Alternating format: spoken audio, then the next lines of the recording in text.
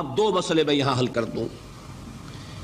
جو لوگ کہتے ہیں حضور کو علم غیب نہیں تھا اور جو کہتے ہیں تھا، بدقسمتی سے دونوں نے ڈیفینیشن علیحدہ کر لی.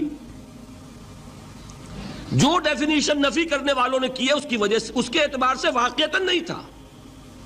انہوں نے ڈیفینیشن یہ کی ہے، تعریف یہ کی ہے، وہ علم جو خود حاصل ہو جائے. اللہ کا عطا کردہ علم جو ہے وہ کہتے ہیں وہ غیب نہیں ہے. تو وہ بھی مانتے ہیں کہ ہر علم جو حضور کو حاصل ہے وہ اللہ کا عطا کردہ. میں سائی والی میں یہ سارے مرحلے میں نے طے کیے نا اپنے زمانہ طالب علمی میں. مولانا منظور احمد شاہ صاحب ہیں سائی وال میں ایک،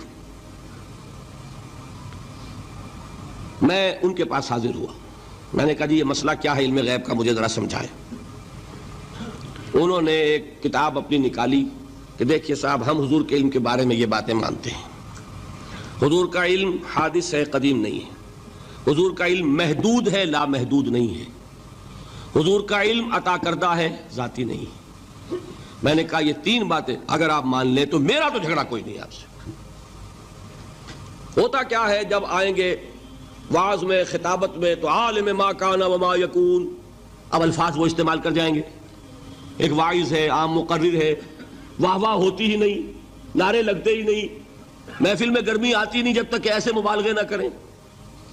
لیکن وہ چیز لکھی ہوئی ان کے ہاں ہے کہ حضور کا علم حادث ہے، قدیم نہیں ہے. حضور کا علم محدود ہے، لا محدود نہیں ہے. حضور کا علم عطائی ہے، ذاتی نہیں ہے. ان تینوں چیزوں کے بعد کوئی بڑے سے بڑا وہابی اور بڑے سے بڑا اہل حدیث بھی انکار نہیں کرتا. باقی یہ بات جان لیجئے کہ غیب اور حضور یا شہادہ یہ در حقیقت عام انسانوں کے اعتبار سے الفاظ استعمال ہوئے.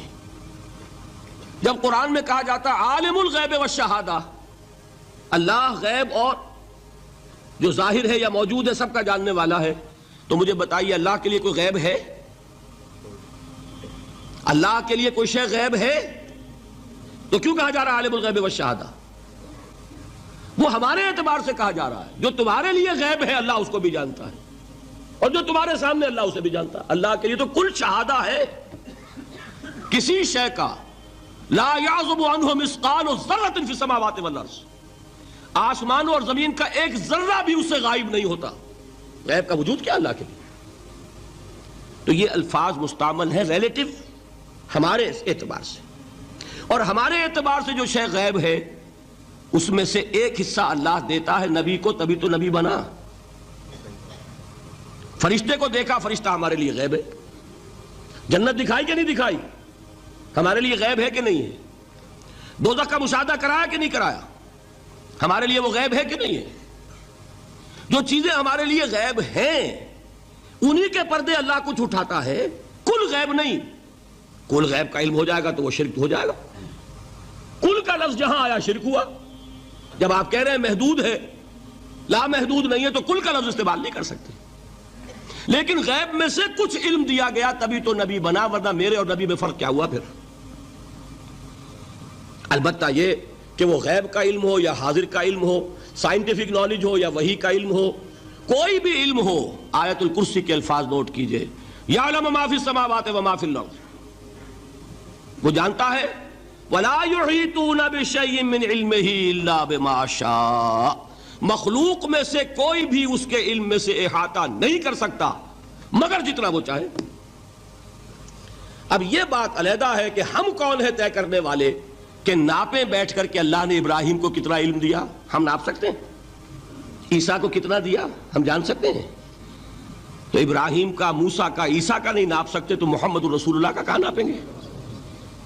یہ پاگل پن ہے، یہ ہے جو غلطی ہوتی ہے. ہم کون ہے طے کرنے والے؟ اللہ نے اپنے نبی کو دیا جو دیا، بات ختم. کل نہیں کہیں گے، کل کہا شرک ہو جائے گا، ذاتی کہا شرک ہو جائے گا.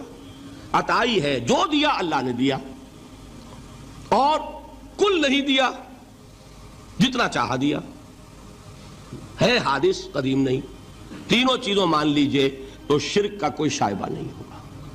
باقی جہاں ایک طرف قرآن میں وہ آیات ہیں کہ اللہ کے غیب کو کوئی نہیں جانتا، ٹھیک، وہاں یہ بھی ہے کہ لا یظہر غیبہ، لا یظہر علی غیبہ الا من ارتضی بالرسول، وہ اپنے غیب پر قابو نہیں دیتا مگر اپنے رسول میں سے جس کو چاہے۔ یہ دونوں آیتیں قرآن کی ہے کہ نہیں؟ اسی لیے در حقیقت جو غیب کی نفی کرتے ہیں حضور سے، وہ کہتے ہیں کہ از خود معلوم ہونے والی شے غیب ہے۔ ہم کہتے ہیں از خود تو کوئی بھی شے کسی کو معلوم نہیں، ہمیں حاضر کا علم بھی اللہ ہی دیتا ہے تو ہوتا ہے، غیب کا تو بہت دور کی بات ہے۔ یہ مسئلے بڑے سیدھے ہیں، خام خواہ ہم نے پیچیدہ بنایا ہوا ہے۔ خدا کے لیے ان مسئلوں کو سلجھائیے اور جوڑیے، کاٹنے کی بجائے جوڑنے کی فکر کیجیے کہ بھائی اپنی اپنی جگہ پر علیحدہ علیحدہ تم نے تعریفیں کر رکھی ہیں اس لیے جھگڑ رہے ہو۔